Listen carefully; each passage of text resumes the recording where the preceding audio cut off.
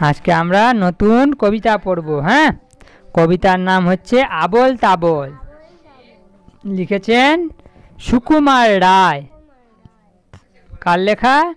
সুকুমার রায়ের লেখা। কবিতার নাম আবোল তাবোল। বলো। আইরে ভোলা, খেয়াল খোলা, স্বপন দলা, নাচিয়ে আয়। আইরে পাগল, আবোল তাবোল, মত্ত মাদর, বাজিয়ে আয়। আয় যেখানে খ্যাপার গানে, নাইকো মানে নাইকো সুর। আইরে যেথায় উধাস হাওয়ায়, মন ভেসে যায় কন সুদূর।